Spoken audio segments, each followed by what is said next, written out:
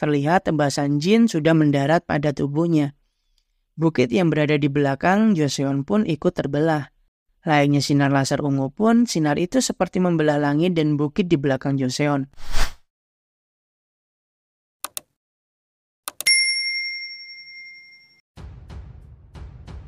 Ketua Yong pun mempertanyakan keputusan dari Ketua Sekte Tinju Sempal Joseon.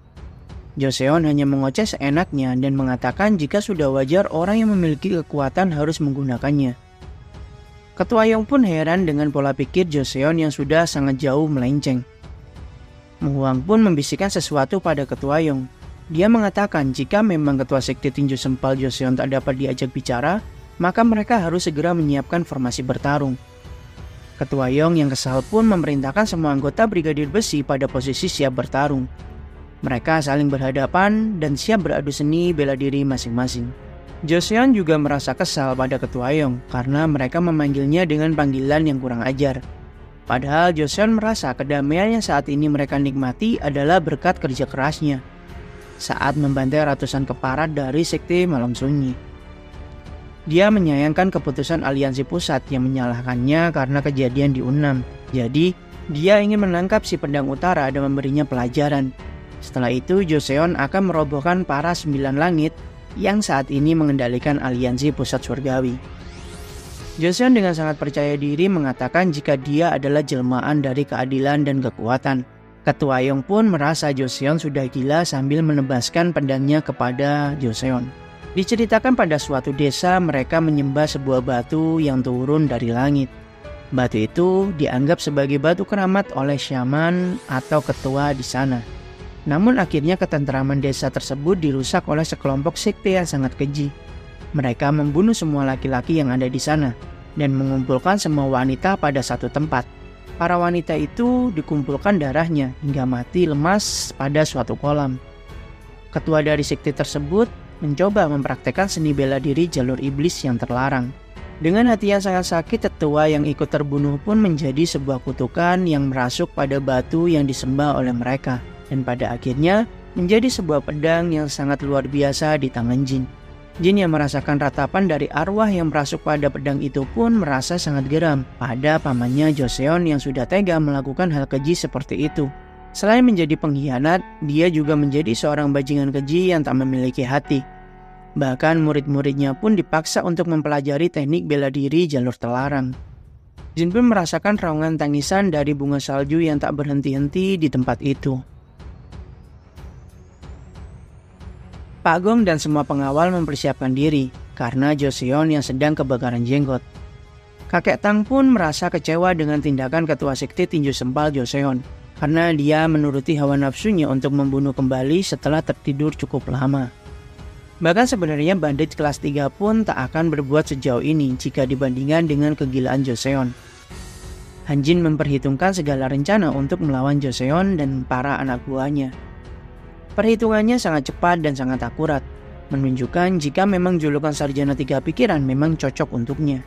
Han Jin melihat kondisi sekitar, jumlah musuh, dan jumlah sekutu serta hembusan angin.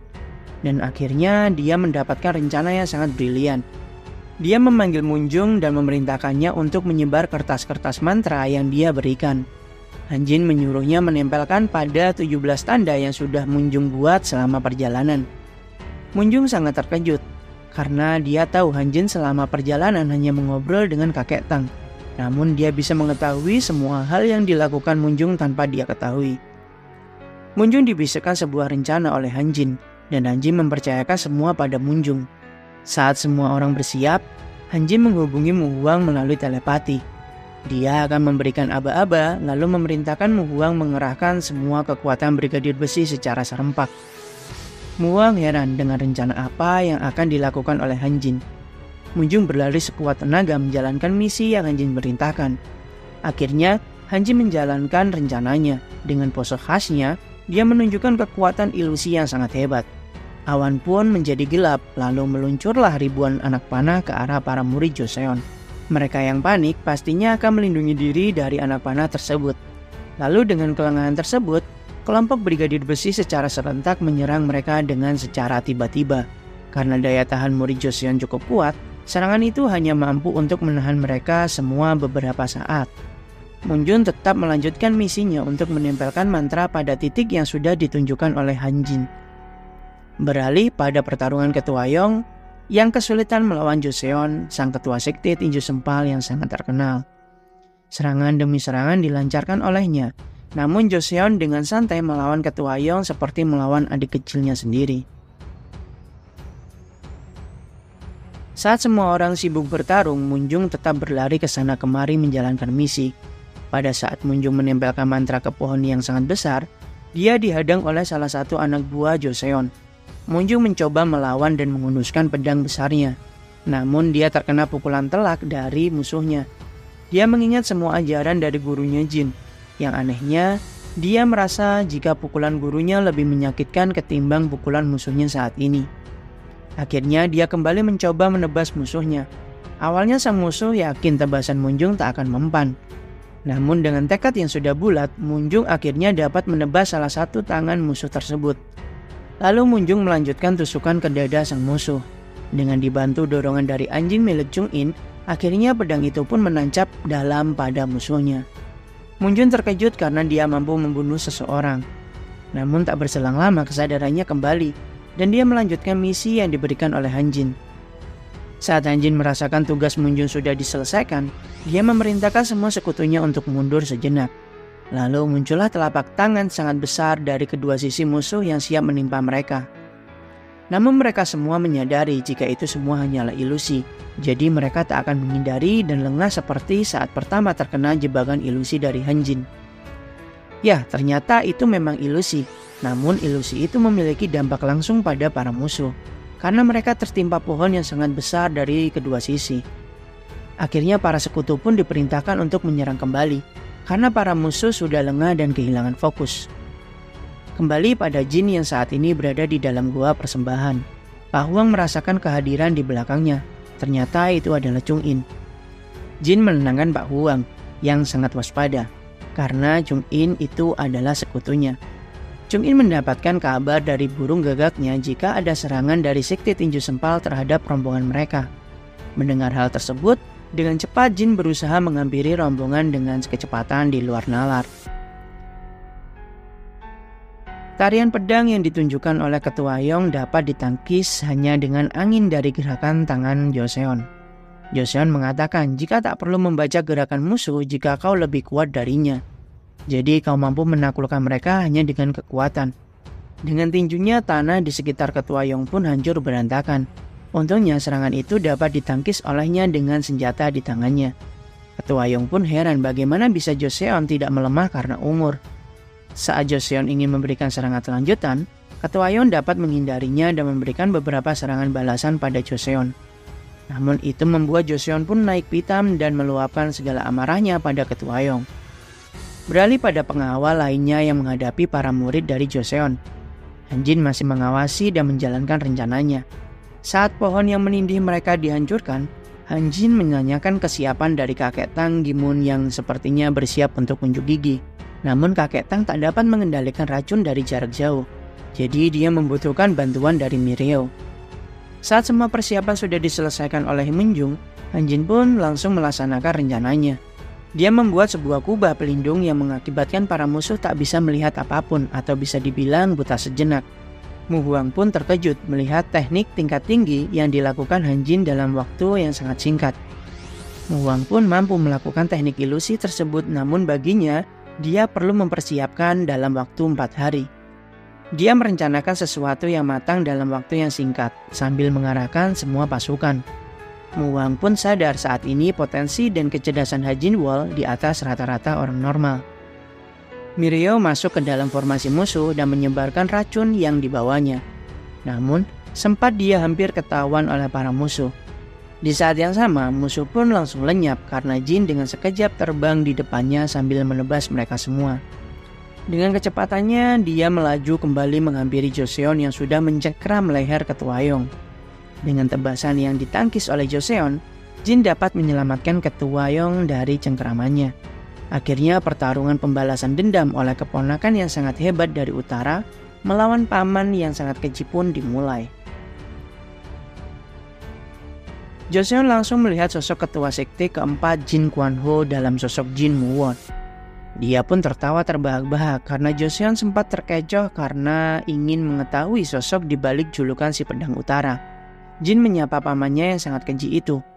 Joseon pun menyayangkan mengapa Jin tak berpura-pura mati saja, karena berita yang beredar memang seperti itu. Lalu sekarang dia malah mengantarkan nyawanya sendiri untuk benar-benar mati di tangannya, ungkap Joseon pada Jin. Jin mengatakan pada pamannya itu, jika setelah dia berkhianat pun, saat ini tak bisa menguasai kota Unam dengan benar. Bahkan terjadi insiden yang sangat mengerikan, ditambah lagi malam sunyi muncul di kawasan yang dikuasai olehnya. Jin merasa kasihan pada pamannya yang sudah jatuh ke sisi yang paling buruk. Padahal dulu pamannya adalah junjungan atau panutan yang Jin kagumi. Dulu Jin memandang pamannya sebagai orang yang sangat kuat dan memiliki keadilan yang sangat tinggi. Meski berkhianat, Jin berharap pamannya jadi lebih baik. Namun, apa yang terjadi malah kebalikannya, bahkan lebih buruk lagi. Bahkan bukan hanya warga suku dan warga kota Giok saja yang kau bantai. Lalu, apa yang ingin kau capai paman? Ungkap Jin pada Joseon. Joseon pun membalas, untuk mendapatkan hasil yang besar maka butuh pengorbanan yang kecil untuk dilakukan. Di sisi lain Pak Huang menghampiri ketua Yong yang terkapar di belakang. Lalu dia membantu membopongnya karena terlihat tulang ketua Yong sepertinya sudah patah semua. Han Jin pun senang melihat Jin yang tepat waktu serta sudah membereskan beberapa bajingan yang menyulitkan para rombongan sebelumnya. Lalu sisanya akan mereka habisi sendiri dengan sekuat tenaga. Kembali pada percakapan Jin dan Joseon. Joseon merasa jika dunia ini tak adil, karena setelah setengah hidupnya diabdikan untuk bertarung bersama ayah Jin dan membasmi serta melindungi semua orang dari serangan malam sunyi, terasa percuma saja. Itu dikarenakan pencapaian mereka diambil dan diakui oleh aliansi pusat surgawi. Yang seharusnya mereka bisa hidup tenang dan menikmati pencapaian, malah hal seperti itu yang mereka dapatkan. Itu semua karena ayah Jin, ungkap Joseon. Pada intinya Joseon memfitnah ayah Jin karena telah berkhianat dan menuduhnya telah menjual daratan utara untuk malam sunyi. Adu mulut antara Jin dan Joseon pun mendekati puncaknya, yang pada akhirnya membuat Joseon pun menyerang Jin dengan sangat cepat. Jin menepis serangan kuat tersebut sambil terus memprovokasi Joseon yang semakin naik pitam terhadap Jin. Joseon sangat yakin akan kemampuannya dan mencoba memojokkan Jin dengan serangan selanjutnya. Namun Jin yang sudah sangat emosi karena menahan balas dendamnya selama bertahun-tahun pun mengeluarkan tebasan yang membuat luka yang sangat dalam. Tebasan vertikal tersebut dapat melukai pelindung tangan Joseon dan melukai sebelah matanya. Akhirnya Jin pun menunjukkan taringnya sebagai anak macan yang sudah lama berhati.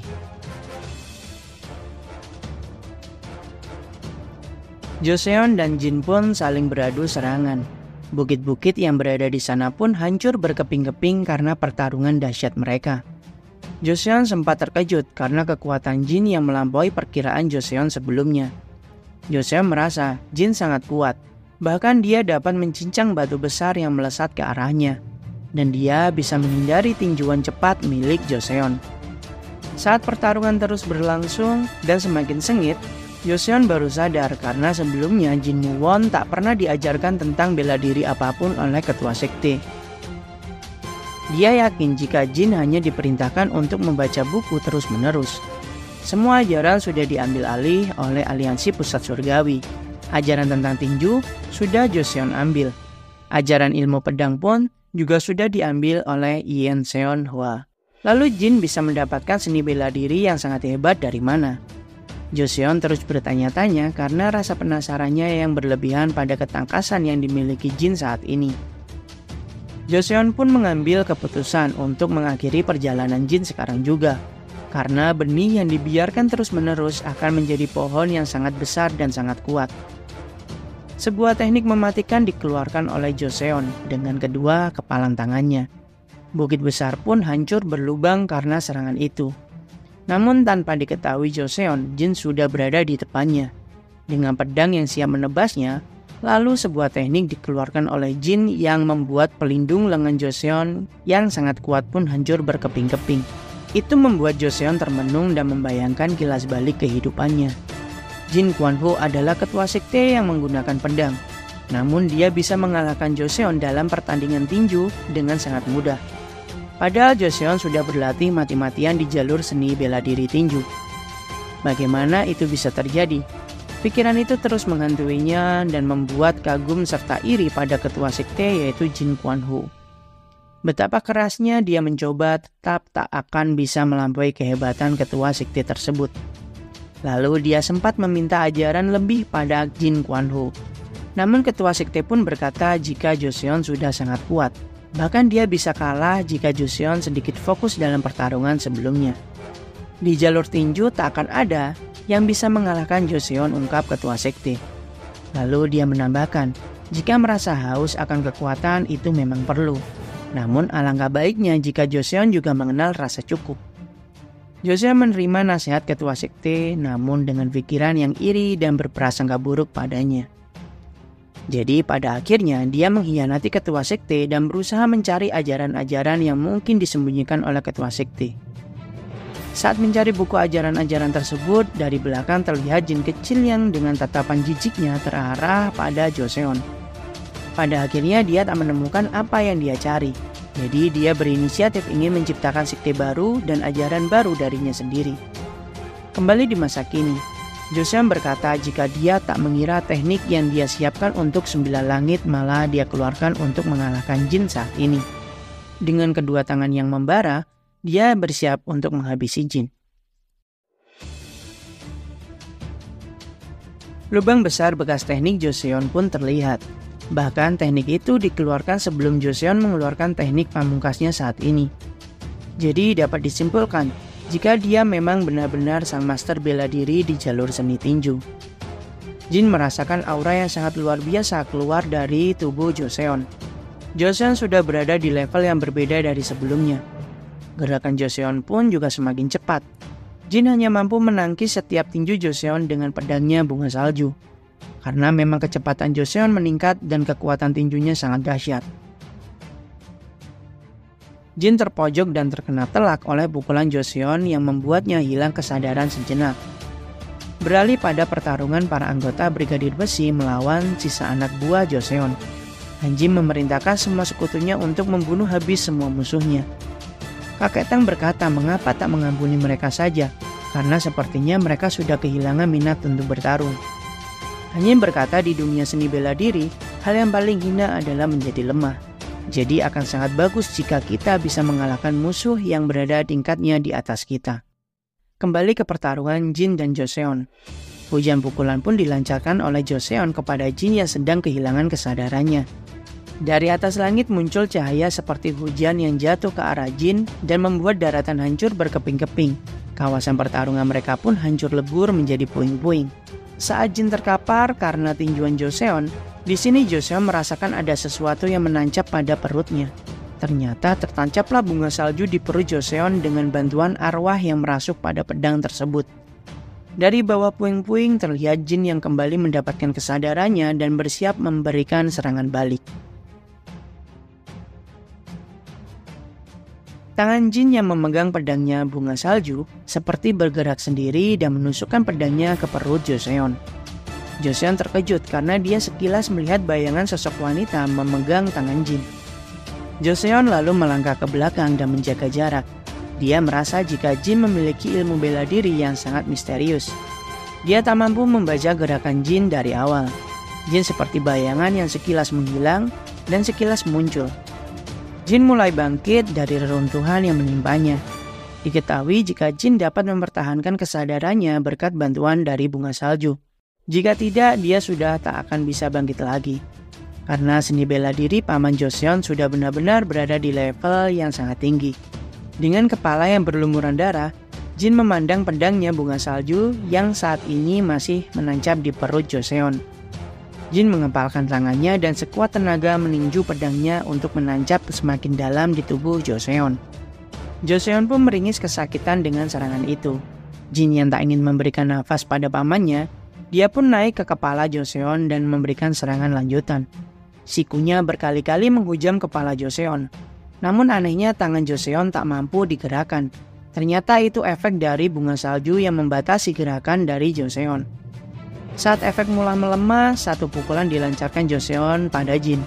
Dengan sangat lincah, Jin menghindari serta mencabut bunga salju yang menancap pada perut pamannya. Jin kembali tak ingin memberikan nafas pada pamannya. Dia menyerangnya kembali mulai dari kaki, perut, pinggang, dan tangan menjadi sasaran dari pedangnya. Joseon semakin babak belur, sama seperti Jin karena sama-sama mendapatkan serangan yang sangat fatal. Di saat-saat terakhir, Joseon hampir berlutut karena kakinya mulai terasa lemas. Dengan kebanggaan yang dijunjung tinggi olehnya, dia mengerahkan semua sisa energi kehidupannya untuk menjadi kekuatan yang dahsyat keluar dari tubuhnya. Jin pun dengan kuda-kudanya berjanji akan mengakhiri semuanya setelah satu tebasan ini. Terlihat aura yang sangat mengerikan dikeluarkan oleh Jin yang siap untuk menebas Joseon. Saat Joseon bersiap menyerang, bahkan belum sempat Joseon bergerak, terlihat tebasan Jin sudah mendarat pada tubuhnya. Bukit yang berada di belakang Joseon pun ikut terbelah. Layaknya sinar laser ungu pun, sinar itu seperti membelah langit dan bukit di belakang Joseon. Aura yang sangat dahsyat dan mengerikan dikeluarkan oleh Jin. Han Jin dan semua orang yang melihat kilatan cahaya itu pun terkejut. Lalu terlihat Joseon yang sudah berlutut tak mampu melakukan apa-apa di depan Jin. Dengan luka tebasan yang sangat dalam di tubuhnya, membuat dia saat ini berada dalam kondisi di ujung tanduk. Lalu dia bertanya pada Jin dari mana dia mempelajari teknik mengerikan seperti itu. Jin menjawabnya dengan sangat singkat, Sekte Surgawi Utara. Joseon pun tertawa karena teman pengkhianatnya Yonseon hanya mengambil buku-buku yang tak berguna. Ibarat kata dia hanya mengambil kulit bukan buahnya. Lalu Jin bertanya kembali kepada Joseon, mengapa Joseon tak mengeluarkan teknik Ki Darah Iblis dari wanita-wanita yang sudah dia bantai. Joseon bingung, karena meski dia ingin kuat, tak mungkin baginya mengikuti jalur iblis yang membahayakan. Perjalanan Joseon dimulai dari Sekte Surgawi Utara, dan bahkan hingga ajal akan menjemputnya, Joseon tak mampu melampaui ajaran Surgawi Utara. Dia meminta Jin segera mengakhirinya sesegera mungkin. Saat ditanya kata-kata terakhir yang ingin diucapkan, Joseon pun enggan meminta maaf pada Jin. Jadi Jin segera menebas kepalanya dan mengakhiri hidup Joseon.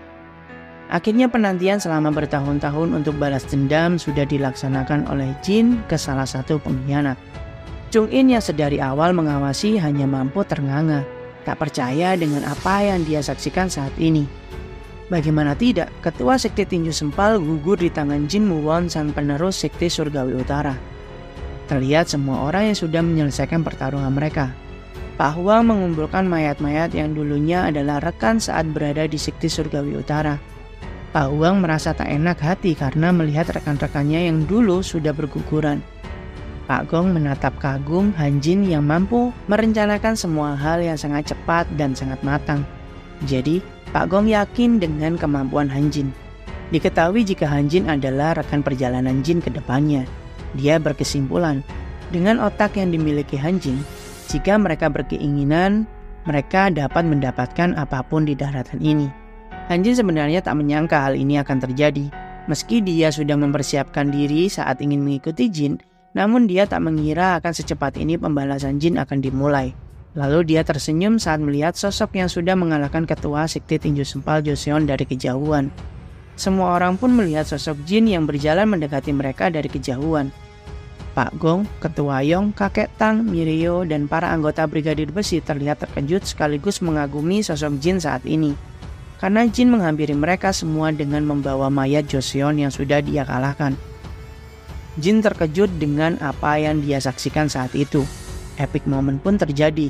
Semua orang berlutut di hadapan Jin, bahkan semua anggota Brigadir Besi pun juga ikut berlutut di hadapan Jin dan memberikan hormat kepadanya. Terlihat semua orang mulai memulihkan dirinya masing-masing di perkemahan. Jin menjahit bajunya yang sobek-sobek saat itu. Lalu kakek Tang menawarkan pada Han Jin untuk berkunjung sejenak di desanya. Han Jin sangatlah senang dengan penawaran yang ditawarkan oleh kakek Tang. Namun dia khawatir apakah tak akan bermasalah bagi keluarga Tang saat mereka berkunjung nanti. Namun kakek Tang Gimun berkata, jika mau tak mau, memang mereka harus melaporkan keadaan yang sebenarnya yang sudah terjadi di kota Giok. Jadi mereka akan searah dan tak menjadi masalah tentunya jika mereka berkunjung ke desanya sebentar. Ketua Yong dengan penuh luka yang diperban pun berkata jika dia hanya ingin cepat keluar dari masalah yang sudah terjadi. Han Jin mengkhawatirkan jika berita akan menyebar dengan sangat cepat.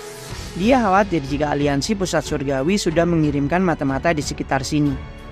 Chung In pun muncul dan mengatakan untuk tenang saja, karena dia sudah memeriksa daerah sekitar, dan dia yakin hanya Bulan Hitam yang memiliki informasi kunci tentang insiden ini.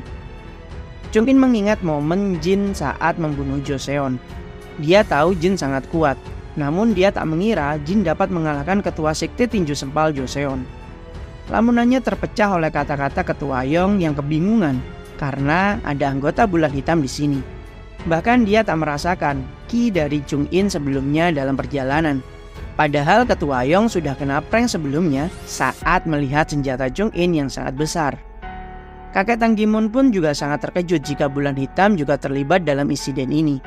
Dia mempertanyakan siapakah sosok Jin yang sebenarnya.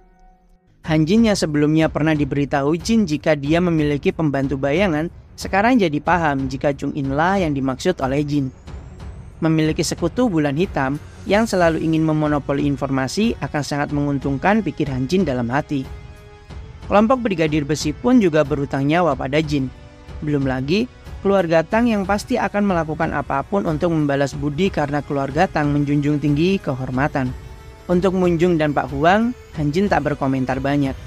Lalu untuk perusahaan Naga Putih yang sangat terbantu oleh Jin, pastinya mereka akan menjadi aset bantuan keuangan yang besar baginya nanti. Rencana-rencana sudah mulai tersusun di otak Han Jin yang sangat pintar. Namun Han Jin merasa aneh jika selama ini tak ada yang menguntit mereka. Han Jin merasa jika saat ini mereka hanyalah beruntung. Di sini Han Jin belum mengetahui jika Pak Huang adalah pemilik statistik keberuntungan di luar rata-rata. Han Jin membisikkan sesuatu pada Jin lalu mencoba mengumpulkan semua orang untuk memperkenalkan diri. Han Jin dengan lantang mengatakan jika Jin adalah ketua sekte surgawi utara kelima Jin Muwon. Semua orang terkejut dengan hal yang diungkapkan oleh Han Jin, terutama Chung In sangatlah terkejut. Karena sebelumnya dia merasa hanya Bulan Hitamlah yang memiliki informasi tersebut. Semua orang terkejut dan mengungkapkan pendapat mereka masing-masing. Lalu Han Jin menambahkan jika aliansi pusat surgawi akan tertarik dengan pedang utara. Namun mereka belum mengetahui informasi yang sebenarnya. Karena jika mereka mengetahuinya saat ini, pastilah mereka akan menyerang dengan sekuat tenaga untuk menghentikan Jin. Tentu itu akan merugikan Jin yang saat ini belum siap menghadapi mereka semua. Jadi Han Jin meminta semua orang untuk merahasiakan hal ini dulu. Hitung-hitung balas budi mereka karena bantuan Jin selama ini. Lalu Han Jin meminta Bulan Hitam segera mengerjakan tugasnya. Han Jin ingin Bulan Hitam tetap memonopoli informasi Jin yang sebenarnya, lalu menyebarkan rumor yang membingungkan ke publik untuk pengalihan. Malam Sunyi akan dijadikan kambing hitam dalam kejadian ini. Dengan sangat kesal namun tetap menjalankan bagiannya, Chung In menyuruh gagaknya untuk melaporkan berita yang sudah disusun oleh Han Jin. Lalu setelah semua sudah berjalan dengan sesuai rencana, akhirnya perusahaan Naga Putih berpamitan untuk melanjutkan jalannya dan memberitahu Jin jika dia tak perlu sungkan meminta bantuan mereka. Pak Huang dan Munjung terpaksa berpisah sementara dengan Jin karena memang mereka masihlah terikat pada perusahaan Naga Putih. Namun mereka tetap berjanji akan berlatih dan menjadi semakin kuat. Lalu giliran kelompok Brigadir Besi yang berpamitan. Ketua Yong memberikan sedikit informasi jika banyak sekali pendekar-pendekar muda yang direkrut di kota Aliansi Pusat untuk melawan Malam Sunyi dengan iming-iming kekuasaan. Han Jin curiga dengan semua hal yang sudah terjadi saat ini. Pada intinya, pasti itu semua adalah rencana licik Sembilan Langit untuk tetap mempertahankan kekuasaan mereka tanpa harus mengotori tangan mereka. Lalu Ketua Yong berpamitan dan mengatakan jika mereka semua berhutang pada Jin. Jadi, tak akan pernah melupakan hutang budi tersebut tentunya. Akhirnya mereka semua melanjutkan jalannya masing-masing. Terlihat di suatu tempat, On Kyung menghabisi semua orang dengan sangat keji. Ternyata dia sangatlah kuat dan mengerikan seperti orang yang mengikuti seni bela diri jalur iblis.